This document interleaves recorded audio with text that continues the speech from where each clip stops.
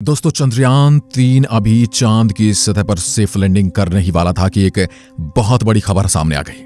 खबर यह थी कि रशिया अपना लूना 25 यान को लॉन्च करने जा रहा है और यह लॉन्चिंग होने वाली है 11 तारीख को।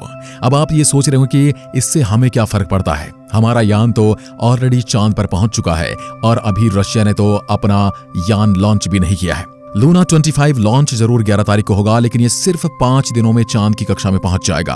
और सबसे हैरान वाली बात तो ये है कि ये चांद के उसी हिस्से पर लैंड करने वाला है जिस हिस्से पर हमारा चंद्रयान लैंडिंग के लिए तैयारी कर रहा है। आपको यह भी जानकर हैरानी होगी कि ये दोनों एक ही दिन, या हो सकता है कि हमसे 2 दिन पहले रशिया का लूना 25 चांद पर लैंड कर जाए। इससे भारत का एक तो वो सपना टूट सकता है जिसमें भारत चांद के साउथ रीजन में पहुंचने वाला पहला देश बनने वाला था, उस पर रशिया कब्जा कर सकता है। और दूसरा ये है, जब ये दोनों विमान एक ही दिन एक ही जगह पर पहुंचने वाले हैं तो क्या इन दोनों में आपस में टक्कर हो सकती है? क्या इनके अंदर ऐसा सिस्टम लगाया गया है ताकि ये टक्कर को अवॉइड कर सकें, या फिर ये दोनों ही मिशन फेल हो सकते हैं रूस की इस लापरवाही के साथ?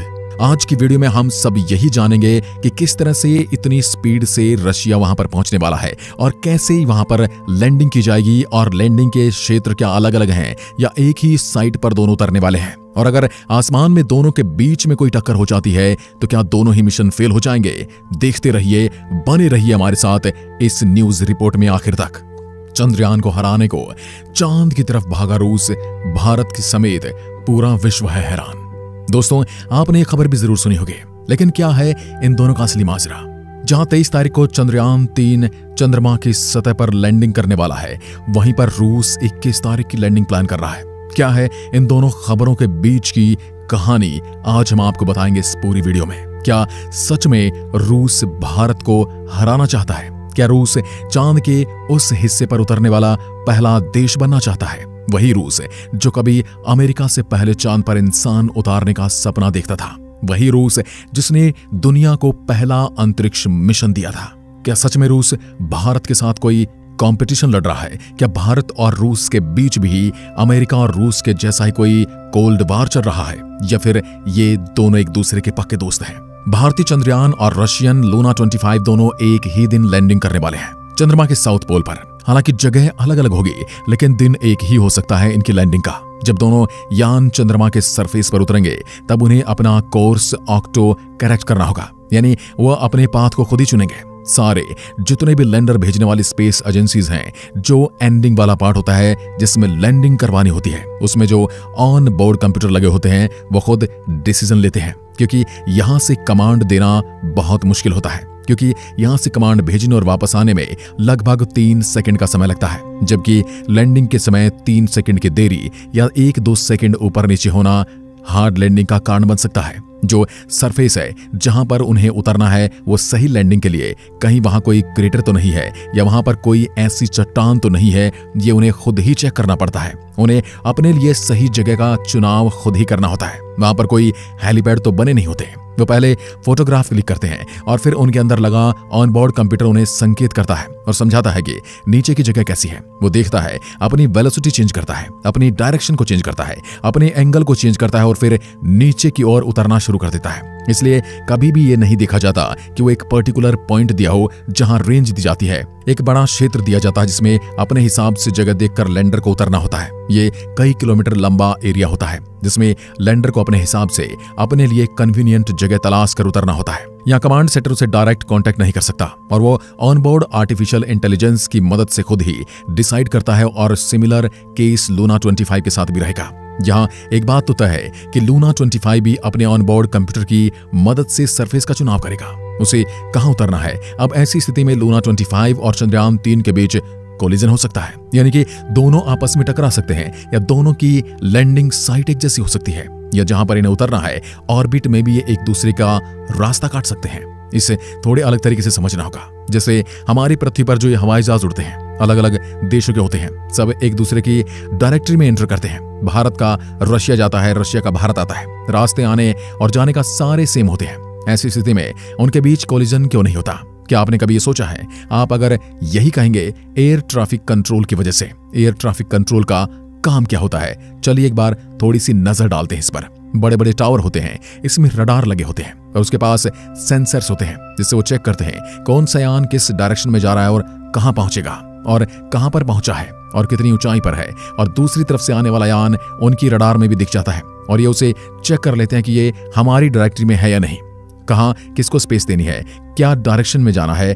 तो ATC यानी एयर ट्रैफिक कंट्रोल वाले को कोऑर्डिनेट देते हैं कि फ्लाइट नंबर 1 यहां से आ रही है और आप जरा ध्यान से रखिए, सामने से फ्लाइट नंबर 2 रशिया से भी आ रही होगी। तो इंडियन फ्लाइट को बता दिया जाता है कि अपना डायरेक्शन चेंज करिए और रशियन फ्लाइट को भी बता दिया जाता है कि कोलिजन अवॉइड कीजिए। इस तरीके से ऑपरेट होता है एक रडार प्रणाली होती है। दोनों की हाइट में डिफरेंस होता है, दोनों की डायरेक्शन भले ही सेम हो लेकिन हाइट को अलग कर दिया जाता है जिससे कोलिजन की किसी भी संभावना से निपटा जा सकता है। लेकिन अगर चंद्रमा की बात करें तो वहां पर तो ऐसा कोई ट्रैफिक कंट्रोल सिस्टम है नहीं जो इन दोनों यानों को गाइड करे, उन्हें बताए कि वे आपस में न टकराएं और न ही उनके अंदर कोई रडार प्रणाली लगी होती है। उनके अंदर हर्डल अवॉइड सिस्टम जरूर होता है लेकिन वो पूरी तरह से सरफेस को ध्यान में रखकर बनाया हुआ है।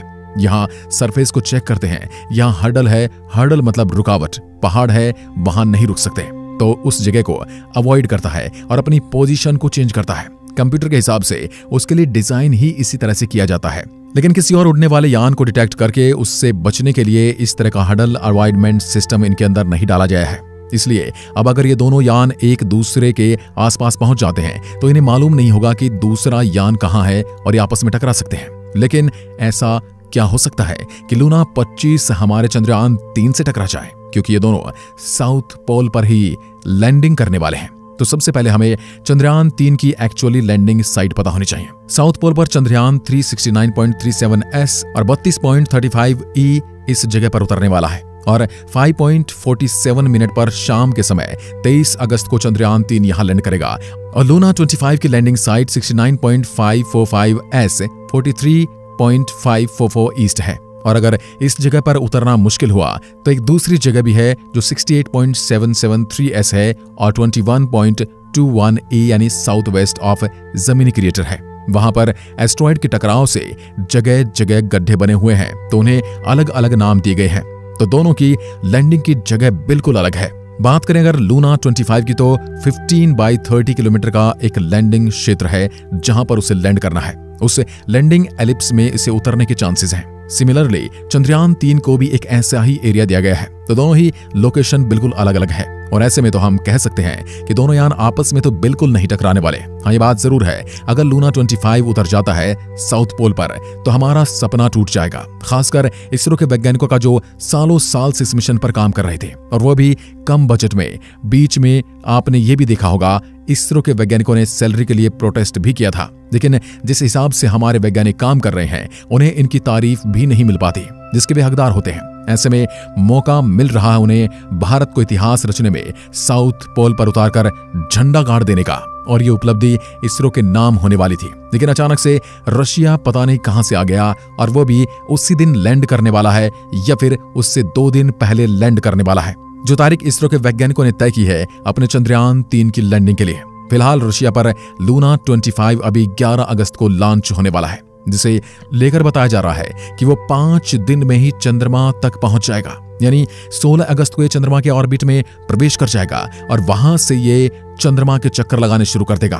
फिर 5 से 7 दिन चंद्रमा के ऑर्बिट में ये यूं ही चक्कर लगाता रहेगा। अब ये रेंज भी बहुत डराने वाली है, क्योंकि अगर 5 दिन लगे तब तो ये पहले ही पहुंच जाएगा चंद्रयान 3 से, और अगर 7 दिन लगते हैं तो फिर ये 23 अगस्त को, और ये वही तारीख है 23 अगस्त जिसे चंद्रयान 3 की लैंडिंग के लिए चुना गया है। अब चंद्रमा के साउथ पोल पर सबसे पहले पहुंचने का रिकॉर्ड किसके नाम आता है? वैसे अगर पहुंचने की बात की जाए तो भारत वहां पर पहले ही चंद्रयान 2 को लैंड करा चुका है, लेकिन उसकी लैंडिंग थोड़ी सी क्रैश लैंडिंग में बदल गई थी। अब बात आती है सेफ लैंडिंग की। हाँ, यहां पर कंपटीशन जरूर देखने को मिल सकता है। रशिया अब इसमें फेल होता है या चंद्रयान 3 पिछड़ जाता है, दोनों में आपस में टक्कर तो नहीं होगी, लेकिन साउथ पोल पर पहले पहुंचने की रेस तो इनके बीच शुरू हो चुकी है। आपको क्या लगता है कि कौन सबसे पहले साउथ पोल पर सॉफ्ट लैंडिंग कर पाएगा, चंद्रयान 3 या लूना 25? अपना जवाब कमेंट बॉक्स में जरूर दीजिएगा। क्या आप भी चाहते हैं कि दोनों ही मिशन अपनी अपनी जगह पर बिल्कुल सही सलामत उतर जाएं? क्योंकि मिशन चाहे रशिया का हो या भारत का हो, मिशन मिशन होता है और वो दोनों ही चांद पर हमारी मानव जाति के लिए कुछ न कुछ खोज कर नहीं जा रहे हैं तो हम तो यही कल्पना करेंगे कि चाहे लैंडिंग बाद में हो या पहले हो, लेकिन लैंडिंग सेफ होनी चाहिए, जिससे कि मानवता की सेवा के ये मुसाफिर मानवता की सेवा करने में अपना योगदान दे पाएं और ये मुसाफिर एक दूसरे से बिना टकराए अपने अपने काम को बखूबी करते रहें। आज की वीडियो में बस इतना ही। अगर वीडियो पसंद आई तो लाइक कीजिए और ऐसी वीडियोस के लिए चैनल को सब्सक्राइब करना बिल्कुल ना भूलें।